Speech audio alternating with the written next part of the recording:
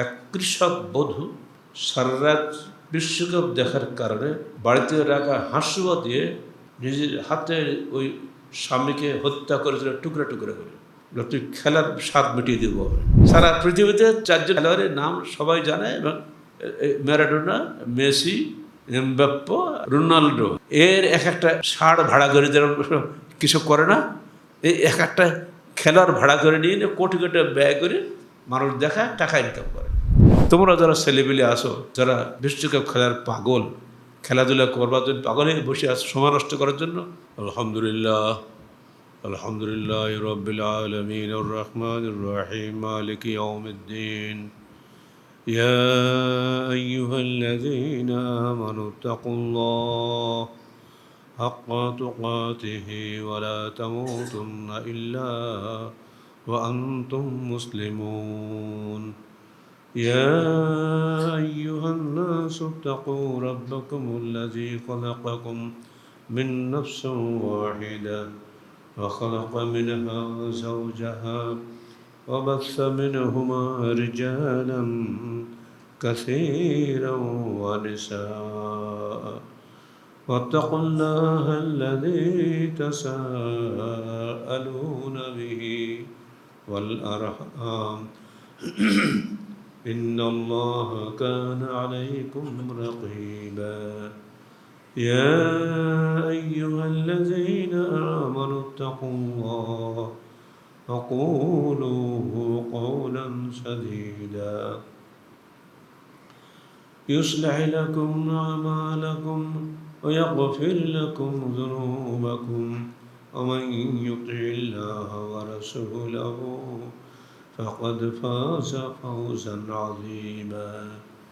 أما بعد فقد قال الله تعالى في الكلام المجيد: أعوذ بالله السميع العليم من الشيطان الرجيم بسم الله الرحمن الرحيم ومن الناس من يشتري لهو الحديث ليضل عن سبيل الله بغير علم ويتخذها هزوا أولئك لهم عذاب مهين. وإذا تتلى عليه آياتنا ولى مستكبرا كأن لم يسمعها كأن في أذنيه وقرا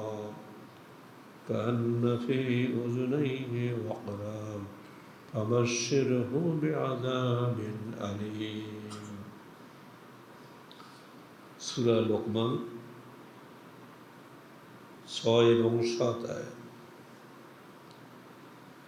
আল্লাহ বলছেন, লোকদের মধ্যে এমন লোকও আছে যারা অজ্ঞতাবশে বাজে কথা খরিদ করে মানুষকে আল্লাহর পথ থেকে বিচ্যুত করার জন্য, এবং তারা আল্লাহর পথকে ঠাট্টার বস্তুরূপে গ্রহণ করে। এদের জন্য রয়েছে হীনকর শাস্তি। সাদাতে বলা হচ্ছে, আর যখন তার সামনে আমাদের আয়াতসমূহ পাঠ করা হয় তখন সে দম্ভ ভরে মুখ ফিরিয়ে নেয়, যেন সে শুনতেই পায়নি, যেন তার 2 কানে বধিরতা রয়েছে। অতএব তুমি তাকে যন্ত্রণাদায়ক শাস্তির সুসংবাদ দাও। সূরা লোকমান 6 এবং 7 আয়াতকে সামনে রেখে আজকে আমাদের আলোচনা হবে বিশ্বকাপের উপরে। আগামীকাল থেকে বিশ্বকাপ শুরু হচ্ছে। মনে পড়ে 2014 সালের জুলাই সংখ্যা মাসিক তাহরিকে, যা পরবর্তীতে সম্পাদকীয় সংকলন দিগদর্শন 2-এর 148 পৃষ্ঠায় আপনারা পাবেন। সেখানে আমরা বলেছিলাম হেডলাইনে, বিশ্বকাপ নয় বিশ্বনাশ। খুঁজে দেখবেন, বিশ্বের শতকরা 99% লোকের যেখানে কোনো কল্যাণ নেই, 1% লোকেরও কল্যাণ আছে কিনা সন্দেহ। স্রেফ ক্ষতি আর ক্ষতি।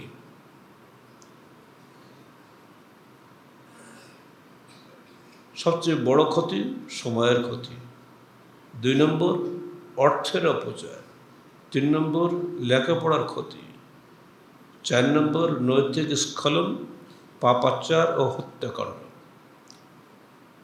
ওই দিন নাটোরে এক কৃষক বধূ 22 বছরের, তার স্বামী 25 বছরের, সারা রাত বিশ্বকাপ দেখার কারণে সহ্য করতে না পেরে বাড়িতে রাখা হাঁসুয়া দিয়ে নিজের হাতে ওই স্বামীকে হত্যা করেছিল, টুকরা টুকরা করে। তুই খেলার স্বাদ মিটিয়ে দেবো আমি। এই তো আমাদের বাড়ির ধারে নাটক। ওই বছর আবার আসছে কালকে, আবার যে কত হত্যাকাণ্ড হবে তা ঠিক নেই। আর পাপাচারে তো শেষ সীমা নাই। সেবার হয়েছিল ব্রাজিলে। ব্রাজিল দেশটাই হলো জেনা ব্যভিচারের দেশ। আর বিশ্বকাপের সময় প্রত্যেকটা হোটেল পতিত পল্লীতে পরিণত হয়। প্রত্যেকটা হোটেলে জেনা ব্যভিচার চলবে। দেশ বিদেশে সব বিশ্বকাপ দেখতে যাবে, ওখানে যে ফুর্তি করবে। বউ সে বাড়িতে আসতে থেকে যে আসে, বিদেশের বড় বউ নেই। সমস্ত খেলায় উন্মুক্ত মানুষগুলা যৌন উন্মুক্ত পাগলে পরিণত হবে। এবারের বিশ্বকাপ যারা আয়োজন করছে তাদের বিরুদ্ধে ওই সব দেশে, বিভিন্ন দেশে মিছিল হচ্ছে।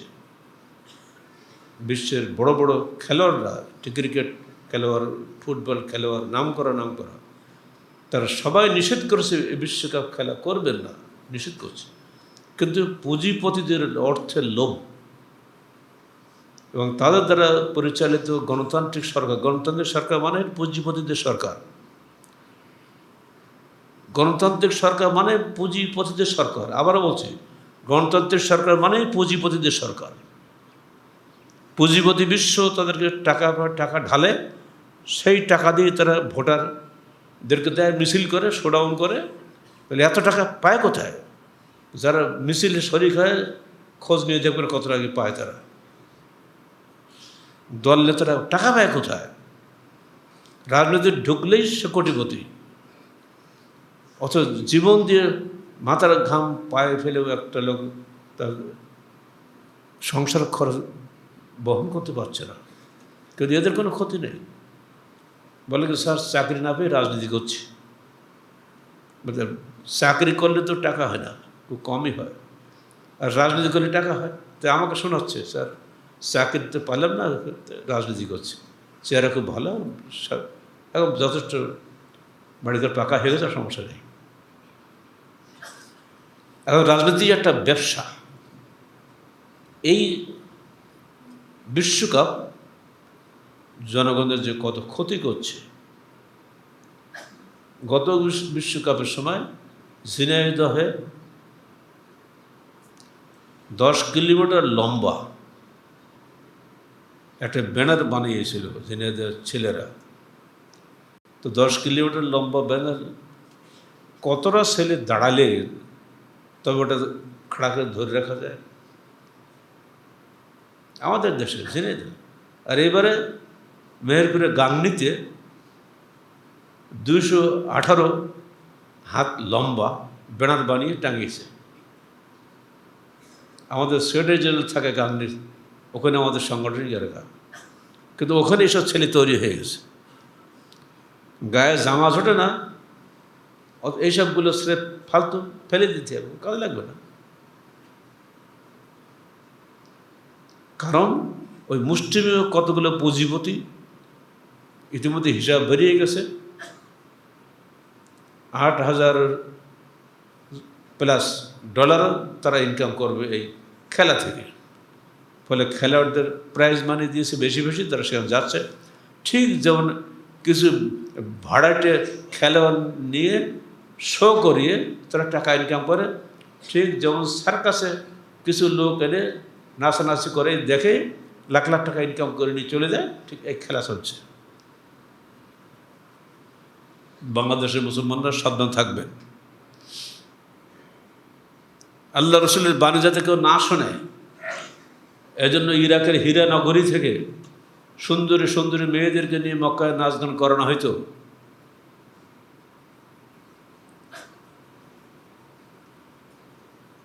যাতে কেউ তাওহীদের বাণী না শোনে।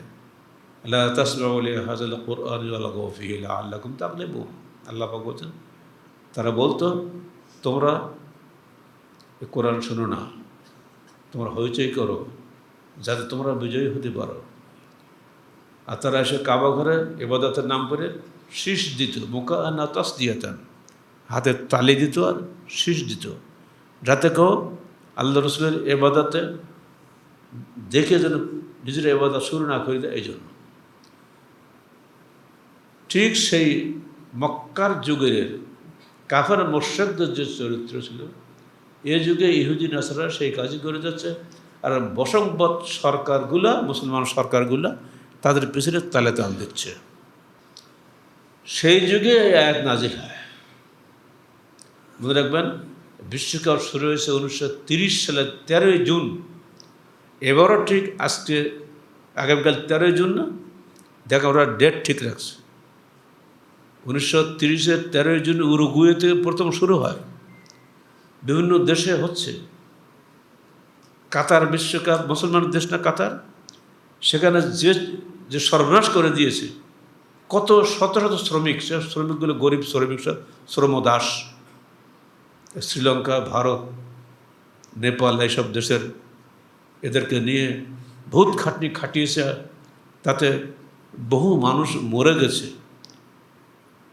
এগুলি সব আমার এই আর্টিকেলে পড়বেন, তাহরিকের সম্পাদকীয়টা বলে দিলাম না, পড়বেন, সব সেখানে পাবেন কতজন লোক মরেছে। চাই টাকা, সার্ফ টাকা, টাকা চাই। আল্লাহ কুমুত তাকাজুর বলেন হাত্তা জুরতুল মাকাবির। আল্লাহ বলছে তোমাদেরকে অধিক পর আকাঙ্ক্ষা তোমাদেরকে ভুলিয়ে দিয়েছে আল্লাহকে, যতক্ষণ না তোমরা কবরস্থানে পৌঁছে যাও। কবরে না যাওয়া পর্যন্ত টাকার লোভ কারো যাবে না। এই লোভে পাপে মৃত্যু, সাবধান থাকবেন। এই টাকাটা আপনি দিনের কাজে ব্যয় করেন, যা আপনি মরা গেলে মর্তার মৃত্যুর পর পরে পেয়ে যাবেন সঙ্গে সঙ্গে। আর ওগুলো তো যা দিচ্ছেন ওটা লোকের, যা আল্লাহর রাস্তায় দিচ্ছেন ওটাই আপনার। সাবধান থাকবেন।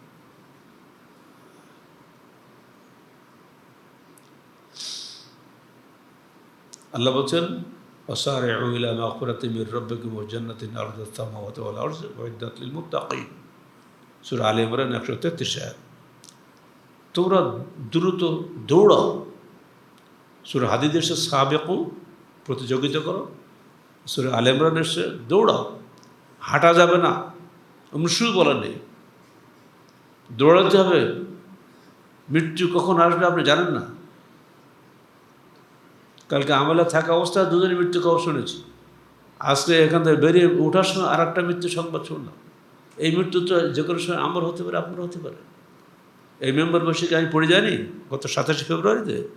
এই তো অবস্থা, এটা এই তো মৃত্যু কোনো সময় লাগে না, যে কোনো সময় আপনার নিঃশ্বাস বন্ধ হয়ে যাবে। অতএব যতটুকু পয়সা করি আছে, এটা আল্লাহর দেওয়া দান, আমানত আপনার কাছে। যে আপনি টাকাটা কোন পথে ব্যয় করেন আল্লাহ দেখছেন। আপনি আল্লাহর পথে ব্যয় করছেন না শয়তানের পথে ব্যয় করছেন। বিশ্বকাপ উপলক্ষে আপনি যত কাজ করবেন, এটাকে সম্মান করার জন্য টাকা পয়সা ব্যয় করবেন, সবটাই অন্যায় পথে ব্যয়ের মধ্যে গণ্য হয়ে যাবে। এখন পর্যন্ত আমাদের নওদাপাড়া মোড়ে কোনো ব্যানার দেখছি নাকি? টাঙাইছে নাকি? না টাঙাইলে বুঝতে হবে যে আমাদের দাওয়াতে কিছু কাজ হচ্ছে ছেলেগুলির মধ্যে। যদি টাঙাইতে বুঝতে হবে কোনো কাজ হয়নি।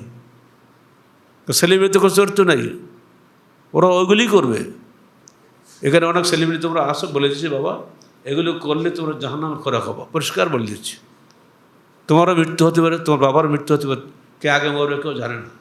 সাবধান, এসব অন্যায় কাজে তোমরা পা বাড়িও না, বরং জান্নাতের কাছে দৌড়াও।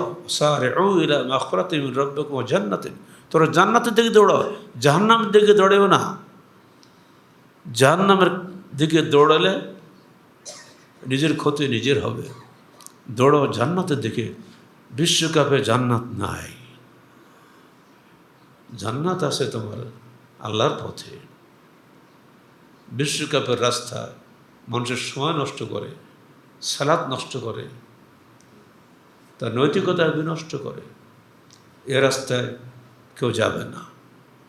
দেশের সরকার আমাদের অনুসরণীয় নয়, মানতে হয় তাই মানতে হচ্ছে, কিন্তু আমাদের অনুসরণীয় হচ্ছে কোরআন এবং সুন্নাহ। সেখানে যা আছে আমরা সেটাকে অভ্রান্ত সত্যের চূড়ান্ত উৎস বলে বিশ্বাস করি। খেলা, খেলা মানে কি? হার জিত নেই। আর্জেন্টিনা 3 বার জিতেছে।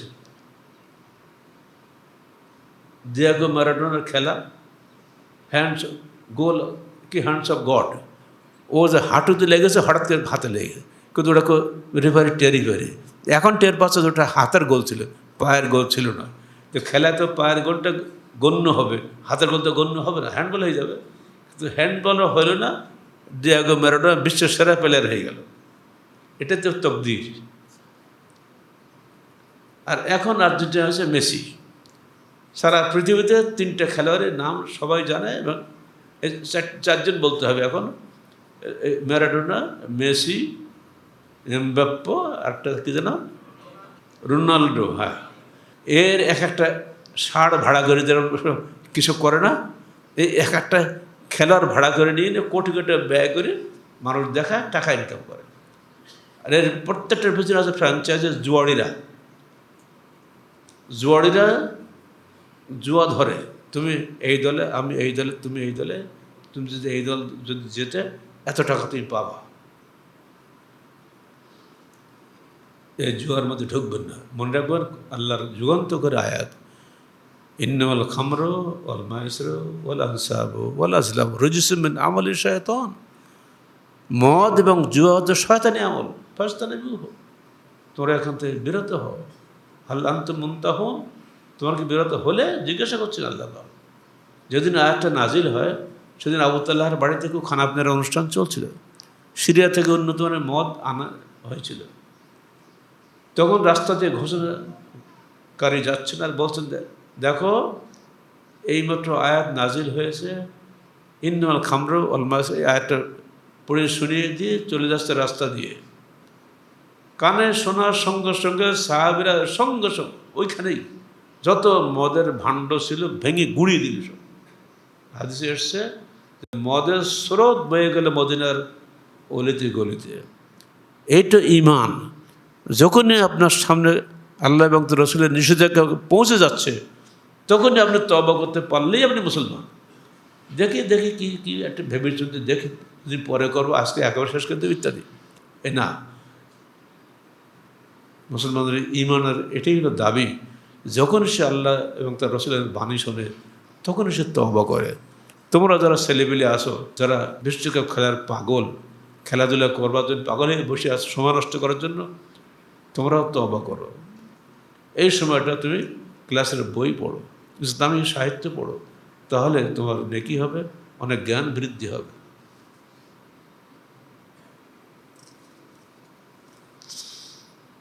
মনে রেখো খেলায় হার জিত আছেই। সচিন টেন্ডুলকার ভারতের রত্ন, লিটল মাস্টার, তার চাইতে ক্রিকেট খেলোয়াড় এ যুগে তার দ্বিতীয় নেই। অথচ উনি ঢাকায় খেলতে এলেন, বাংলাদেশে এই সমস্ত সেলিব্রিটির কাছে উনি 0 রানে পরাজিত হলেন। ইতিহাস আমাদের সামনে পরিষ্কার না? সচিন টেন্ডুলকারকে পরাজিত করে বাংলাদেশ সেলিব্রিটি লাফালাফি করছে, তো ওরাই বলছে এটা ভুল ক্রমে হয়েছে। আসলে উনি হলো সবচেয়ে বড় খেলোয়াড়। যে বড় সে বড় থাকবেই, ভুল হতেই পারে। যে অস্ট্রেলিয়া হারলো 21 বছর পরে বাংলাদেশের কাছে হারলো, বাট 2 দিন আগে হয়েছে, কালকে আরেকবার হারছে। আর একটা হারে হলে তো হোয়াইট ওয়াশ হয়ে যাবে। অস্ট্রেলিয়ার মধ্যে একটা দল হারে নাকি? 21 বছর বাংলাদেশকে হারিয়েছে, এখন সে নিজে হারল। খেলায় হার জিত নেই। অতএব খেলার পিছনে আমাকে এত সময় নষ্ট করতে হবে কেন? নিতান্ত যদি দেখার শখ থাকে নজর দেখেন, 2-5 মিনিট বসেন, কিন্তু সালাত নষ্ট করা যাবে না, নিজের লেখাপড়া নষ্ট করা যাবে না। ও একটা এমন লোভনীয় খেলা, ও দেখতে খুব মন চায়। একেবারে নিষেধ করলে আপনি তো মানবেন না, কিন্তু আপনি যেন নিজের ক্ষতি করবেন এটা সাবধান থাকবেন। যেটা আল্লাহ বলে দিয়েছেন যে তোমাদের সালাদ থেকে এরা বিনষ্ট করে। যারা মদ খায় তার একটাই কারণ হারাম হওয়ার, তোমাকে সালাদ থেকে দূরে রাখে। তো সালাদ যেন দূর হয়ে না যায়, আজান হলে উঠে পড়া যায়, এটা মনে রাখবেন। আর নিজের লেখাপড়া যেন ক্ষতি না হয়, দিনই এলেম যেন চর্চা ভুলে না যান। এই মৌলিক কথাগুলি আপনাদের সামনে তুলে ধরলাম বিশ্বকাপ উপলক্ষে, যেন আমাদের ঈমান নষ্ট না হয়। আর আল্লাহ পাক বলছেন এগুলো হচ্ছে লাহাওয়াল হাদিস, বাজে কথা। বাজে কথার মধ্যে এই বিশ্বকাপই একটা বাজে, কোনো কাজে লাগবে না, খালি নষ্ট।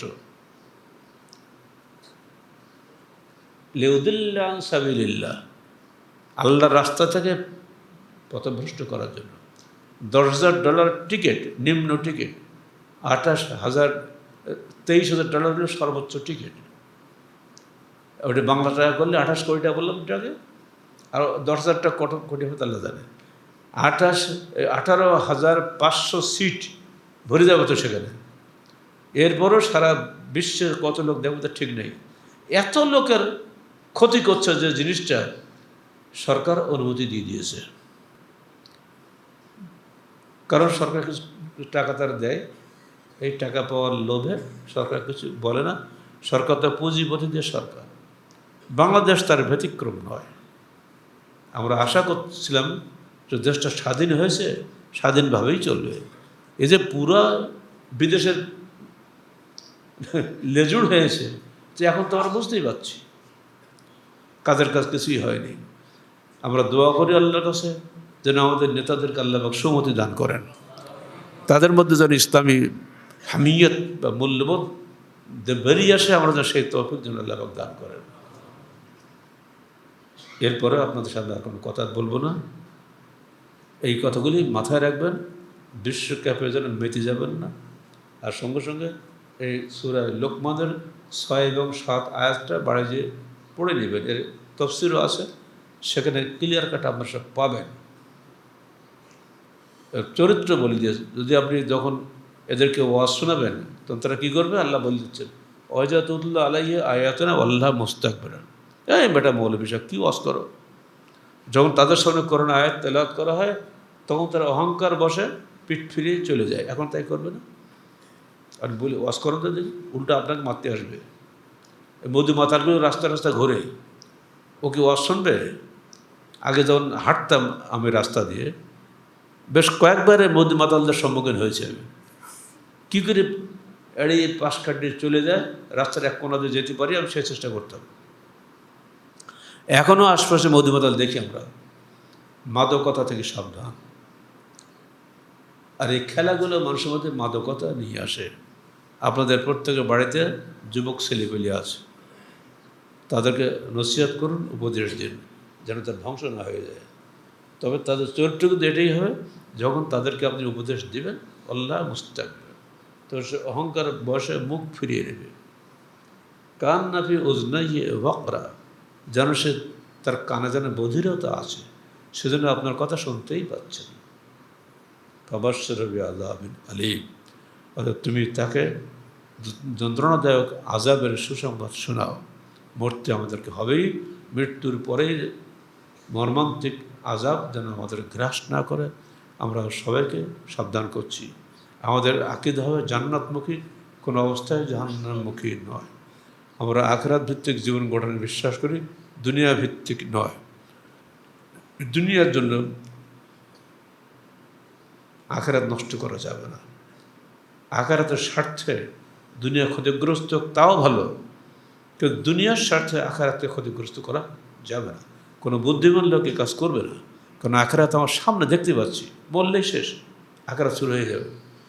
যে মাতাল ইনসান ফকর কামাত কেয়ামত হোক, যখন মানুষ মরে যায় সঙ্গে সঙ্গে তার কেয়ামত শুরু হয়ে যায়।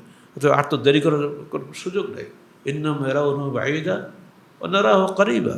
আল্লাহ বলছেন লোকরা মনে করে কেয়ামত অনেক দূরে, বলছে আমরা দেখতে হচ্ছে সামনে। কখন হবে? মৃত্যুর পরেই। আপনার তো পরকালীন জীবনে কী হবে সে বিষয়গুলো তো আমার নবীতে বলে যাচ্ছে সব কিছু। মক্কার লোকেরা এগুলি বিশ্বাস করেনি, ফলে তারা তার বিরোধিতা করেছে, যুদ্ধ করেছে, আল্লাহ রসুলকে মক্কাতে তাড়িয়েছে, তিনি মদিনায় গিয়েছেন, কিন্তু এই দাওয়াত কোনো বন্ধ করেনি।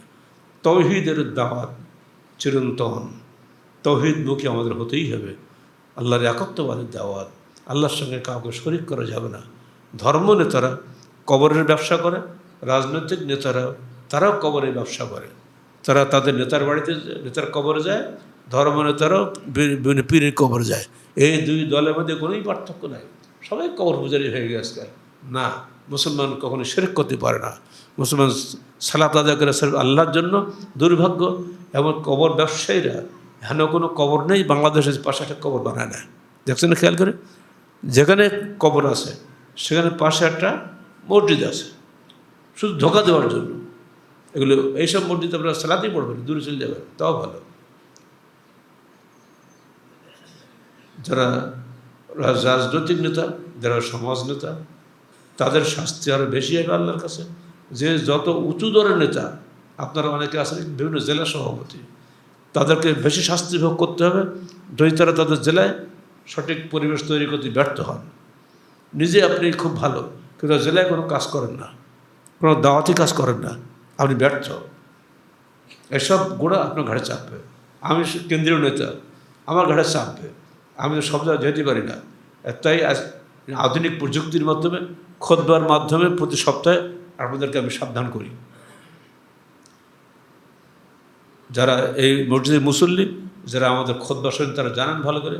প্রশাসনের লোকও যারা আসেন তাদেরকেও বলছি, বাবা তোমাদেরকেও মরতে হবে।